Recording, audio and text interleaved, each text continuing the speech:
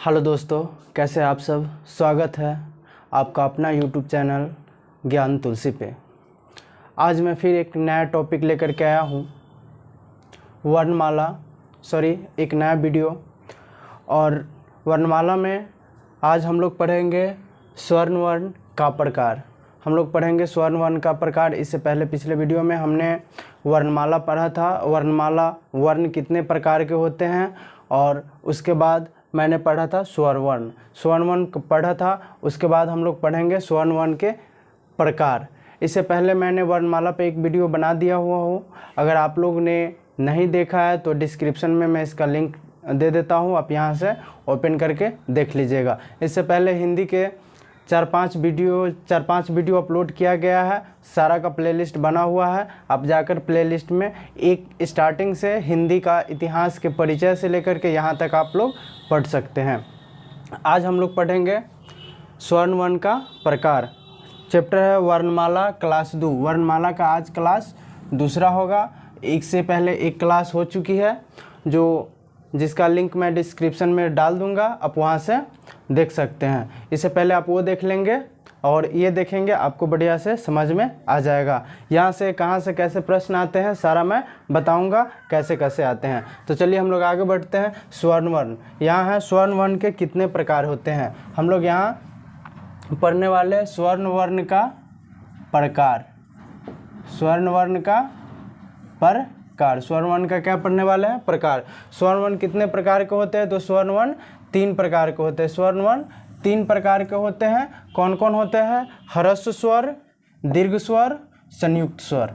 स्वर्ण वर्ण कितने प्रकार के होते हैं? तो स्वर्ण वर्ण 3 प्रकार के होते हैं। स्वर्ण वर्ण 3 प्रकार के होते हैं। कौन कौन से होते हैं स्वर्ण वर्ण? तो ह्रस्व स्वर, दीर्घ स्वर और संयुक्त स्वर। ह्रस्व स्वर, दीर्घ स्वर और संयुक्त स्वर। ह्रस्व स्वर किसे कहते हैं? जिन स्वरों की उत्पत्ति दूसरे स्वरों से नहीं होती है उसे ह्रस्व स्वर कहते हैं। जिन स्वरों की उत्पत्ति दूसरे स्वरों से नहीं होती है उसे ह्रस्व स्वर कहते हैं। हम लोग इससे पिछले वीडियो में पढ़ा था कि स्वर वर्णों की संख्या कितनी है? तो 11। स्वर वर्णों की संख्या आ हर्ष ई, दीर्घ ई, हर्ष उ, दीर्घ उ, री, ए ओ ये है। और ये 11 स्वर्ण वर्णों की संख्या है। तो कहते हैं ह्रस्व स्वर किसे कहते हैं? तो जिन स्वरों की उत्पत्ति किसी दूसरे स्वरों से नहीं होती है, मतलब कोई स्वर हम बोलते हैं उसकी उत्पत्ति किसी दूसरे स्वर से नहीं होती है तो उसे हम क्या कहते हैं? ह्रस्व स्वर कहते हैं। क्या कहते हैं? ह्रस्व स्वर कहते हैं। ये जब मैं दीर्घ स्वर बताऊंगा तो ये भी आपको क्लियर हो जाएगा। यहाँ पे उदाहरण कौन कौन सा है? अ, हर्ष ई, री और हर्ष उ। एग्जाम में ऐसे प्रश्न आते हैं कि ह्रस्व स्वर की संख्या कितनी है? ह्रस्व स्वर की संख्या कितनी है? तो 4 है। कैसे लिखेंगे? ह्रस्व स्वर की संख्या कितनी है? तो 4 है। ह्रस्व स्वर की संख्या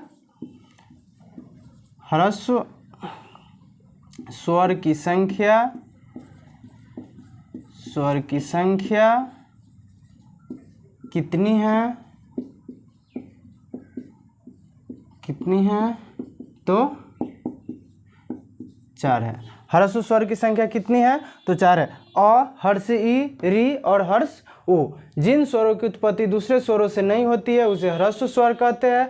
अ, हर्ष ई, री और हर्ष उ। एग्जाम में प्रश्न आते हैं कि निम्नलिखित में से कौन से ह्रस्व स्वर है और कौन से नहीं है। ह्रस्व स्वर की संख्या कितनी है? अगर आप लोग नहीं जानते तो एक बार पढ़ लीजिए, ठीक है।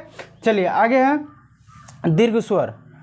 दीर्घ स्वर है किसी ह्रस्व स्वर को उसी ह्रस्व स्वर में मिलाने पर जो स्वर बनता है उसे हम क्या कहते हैं? दीर्घ स्वर कहते हैं। मतलब ये किसी ह्रस्व स्वर को उसी ह्रस्व स्वर में, मतलब अ को अ से मिलाने पर, मतलब एक ह्रस्व स्वर अ है और ह्रस्व स्वर फिर अ को मिलाने पर जो स्वर बनता है उसे हम क्या कहते हैं? दीर्घ स्वर कहते हैं। फिर हर्ष ई और हर्ष ई को मिलाने पे जो स्वर बनता है उसे क्या कहते हैं? दीर्घ स्वर कहते हैं। तो परिभाषा वही है, किसी ह्रस्व स्वर को, मतलब एक ह्रस्व स्वर को दूसरी ह्रस्व स्वर में मिलाने पे जो स्वर बनता है उसे हम क्या कहते हैं? दीर्घ स्वर कहते हैं। तो यहाँ पे एग्जाम्पल क्या है? आ, दीर्घ ई और दीर्घ उ। यहाँ देखिए,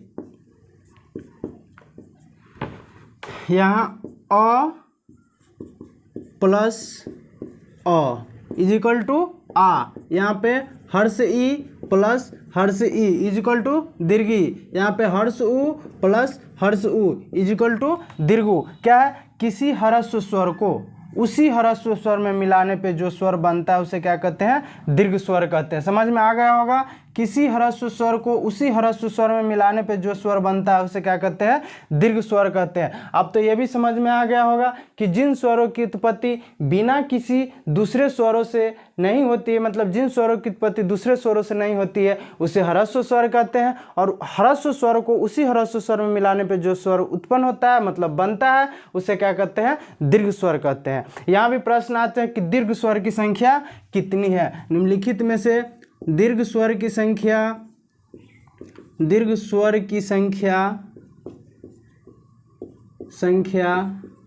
कितनी है।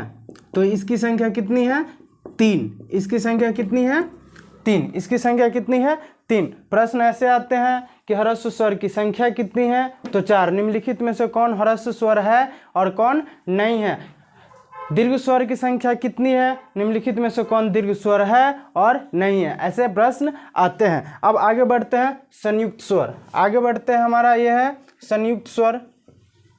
संयुक्त स्वर किसे कहते हैं, ह्रस्व और ह्रस्व, मतलब ह्रस्व और ह्रस्व स्वर को या दीर्घ या दीर्घ स्वर को या दीर्घ या दीर्घ स्वर को या ह्रस्व या दीर्घ स्वर को या ह्रस्व या दीर्घ स्वर को मिलाने पर जो स्वर बनता है उसे क्या कहते हैं, संयुक्त स्वर कहते हैं। देखिए ध्यान दीजिएगा, क्या कहते हैं, ह्रस्व या ह्रस्व स्वर, मतलब ह्रस्व या ह्रस्व स्वर्ग, दीर्घ या दीर्घ स्वर्ग, दीर्घ या दीर्घ स्वर्ग, या ह्रस्व या दीर्घ स्वर को मिलाने पे जो स्वर बनता है उसे क्या कहते हैं, संयुक्त स्वर कहते हैं। उसे क्या कहते हैं, संयुक्त स्वर कहते हैं। जैसे उदाहरण में देखिए ए कैसे बनता है, तो ए बनता है अ प्लस ई, अ प्लस ई। देखिए ह्रस्व स्वर, ह्रस्व स्वर, ह्रस्व स्वर और ह्रस्व स्वर को मिलाने पर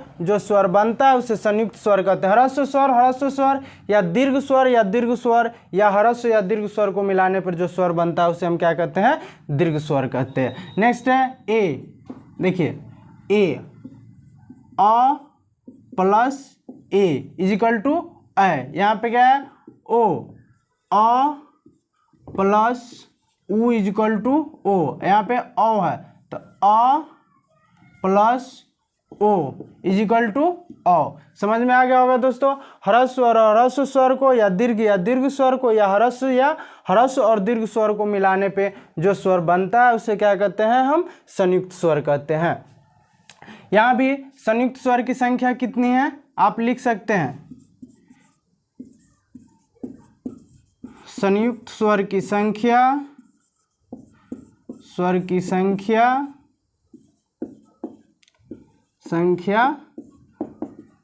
4 है।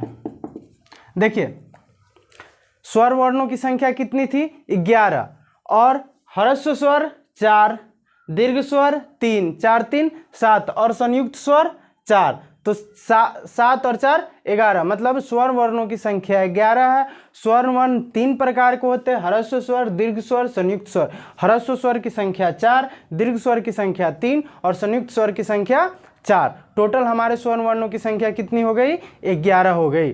तो ऐसे प्रश्न आते हैं, संयुक्त स्वर निम्नलिखित में से संयुक्त स्वर की संख्या कितनी है, निम्नलिखित में से कौन संयुक्त स्वर है, निम्नलिखित में से कौन दीर्घ स्वर है, निम्नलिखित में से कौन से संयुक्त स्वर है। आगे हम चलेंगे स्वर वर्णों की उच्चारण स्थान। स्वर वर्णों की उच्चारण मतलब जो स्वर वर्ण हम बोलते हैं उसका उच्चारण स्थान कहाँ से आता है, ये भी एग्जाम में आता है, ये भी प्रश्न एग्जाम में आते हैं। अब हम चलेंगे स्वर वर्णों की उच्चारण स्थान, स्वर वर्ण और उसका उच्चारण स्थान, स्वर वर्ण और उसका उच्चारण स्थान। स्वर वर्ण मेरा 11 है, कौन कौन सा है, अ आ हर्ष ई दीर्घ ई हर्ष उ दीर्घ उ री ए। ये 11 क्या हुआ हमारे ओ, ये 11 हमारे स्वर वर्ण की संख्या, और ये 11 का उच्चारण स्थान कहाँ से निकलता है वो मैं आपको बताऊंगा। चलिए आगे है अ आ का उच्चारण स्थान कंठ होता है।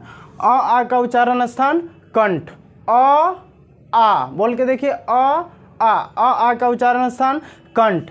हर्ष ई और दीर्घ ई, हर्ष ई और दीर्घ ई का उच्चारण स्थान क्या होता है? तालु। हर्ष ई और दीर्घ ई का उच्चारण स्थान क्या है? तालु। हर्ष उ और दीर्घ उ का उच्चारण स्थान क्या होता है? ओष्ठ। हर्ष उ और दीर्घ उ का उच्चारण स्थान क्या होता है? ओष्ठ। हर्ष उ, देखिए हर्ष उ, दीर्घ उ मतलब ओष्ठ। हर्ष उ और दीर्घ उ का उच्चारण स्थान क्या होता है? ओष्ठ। री का उच्चारण स्थान क्या है? मूर्धा। री का उच्चारण स्थान क्या है? मूर्धा। री का उच्चारण स्थान मूर्धा। और ए का उच्चारण स्थान क्या है? कंठ तथा तालु। ए बोल के देखिए, ए का उच्चारण स्थान क्या है? कंठ तथा तालु। और ओ और औ का उच्चारण स्थान क्या है? कंठ तथा ओष्ठ। ओ और औ का उच्चारण स्थान क्या है? कंठ तथा ओष्ठ। इसे आप शॉर्ट में कंठोष्ठ भी कह सकते हैं। इसे शॉर्ट में कंठोष्ठ। इसको याद करने का सिंपल तरीका है आ कंठ, उ ओष्ठ, बीच में रह गया ई मतलब तालु। री बच गया तो उसको मूर्धा, बस यही आता है, री मूर्धा।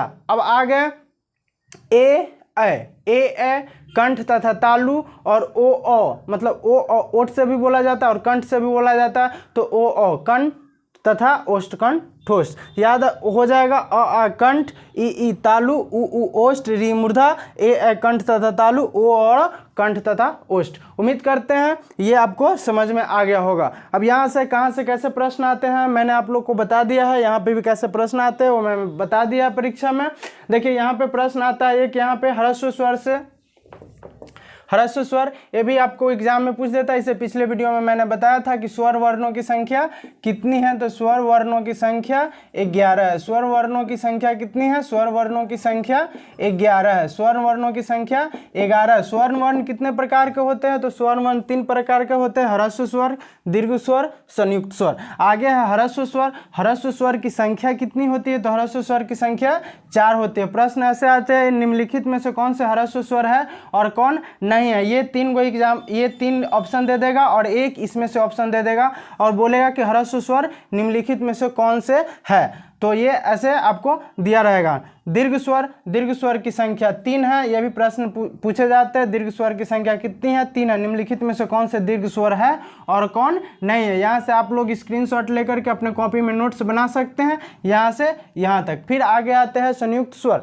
संयुक्त स्वर, निम्नलिखित में से संयुक्त स्वर की संख्या कितनी है? तो संयुक्त स्वर की संख्या 4 है। निम्नलिखित में से कौन से संयुक्त स्वर है या नहीं है? ऐसे आपको प्रश्न आ जाएगा। एग्जाम्पल ए ओ दे दिया जाएगा और एक दे दिया जाएगा। ये 3 इसमें से एक इन बोलेगा कि निम्नलिखित में से कौन से संयुक्त स्वर नहीं है। तो ऐसे हमारे सब एग्जाम में प्रश्न पूछे जाते हैं। आगे प्रश्न आएगा आपको स्वर वर्ण और उच्चारण स्थान, मतलब ऐसे पूछे जाएगा कि ई का उच्चारण स्थान कौन से? हिंदी स्वर वर्णों में ई का उच्चारण स्थान कौन सा है? आपको ये ऑप्शन दे देगा, कंठ, तालु, ओष्ठ, मूर्धा, कंठ तथा तालु, कंठ तथा ओष्ठ। आपको ऐसे आपको ऐसे एग्जाम में ऐसे प्रश्न आते हैं। प्रश्न ऐसे आते हैं कि अ का उच्चारण स्थान कहाँ से होता है? तो अ का उच्चारण स्थान कहाँ से होता है? तो कंठ तथा तालु से होता है। तो ऐसे प्रश्न हमारे परीक्षा में पूछे जाते हैं। तो यहाँ से आज मेरा स्वर वर्ण खत्म हो गया। हम नेक्स्ट वीडियो में व्यंजन वर्ण स्टार्ट करेंगे। तो स्वर वर्ण की प्रश्न कहाँ से कैसे आते हैं सारा मैं बता दिया हूँ। इससे अलग कहीं प्रश्न नहीं आते हैं मेरे दोस्तों। सारे एग्जाम में, किसी भी एग्जाम हो, सीटेट एग्जाम हो, डीएलएड एग्जाम हो, बिहार एसएससी हो, बिहार दरोगा हो या फिर एसएससी जीडी हो, सारे इसी से प्रश्न आते हैं और ऐसे ही प्रश्न पूछे जाते हैं और कहीं अलग से प्रश्न नहीं पूछे जाते। हिंदी व्याकरण का यहीं से प्रश्न पूछे जाते हैं। आप यहाँ से पहले यहाँ से नोट्स बना लेंगे, फिर यहाँ से नोट्स बना लेंगे। मैं इधर हो जाता हूँ, आप लोग स्क्रीनशॉट ले लेते हैं, ले लीजिए और फिर यहाँ से आप नोट्स कॉपी में तैयार कर लीजिएगा। देखिए मेरे दोस्तों, ये ऐसा नोट्स है कि एक बार आप तैयार कर लीजिएगा तो कभी भी एग्जाम में बैठे और बस इतना ही कॉपी पढ़ के जाइए, आपको एग्जाम में ऐसे प्रश्न पूछे जाते हैं। तो ये मेरा आज का स्वर्ण वर्ण खत्म हुआ। नेक्स्ट वीडियो में हम लोग मिलते हैं व्यंजन वर्ण के साथ। अगर मेरा वीडियो अच्छा लगे हो तो लाइक, सब्सक्राइब और अपने दोस्तों को भी शेयर कीजिए और कमेंट करके ज़रूर बताइए कि कैसा मेरा वीडियो लगा, पढ़ने में मज़ा कैसे आ रहा है, कैसे कैसे प्रश्न पूछे जाते हैं, सारा मैं बताता हूँ। तो प्लीज़ मेरे चैनल को लाइक कीजिए, सब्सक्राइब कीजिए और अपने दोस्तों को भी शेयर कीजिए। तब तक के लिए बाय बाय।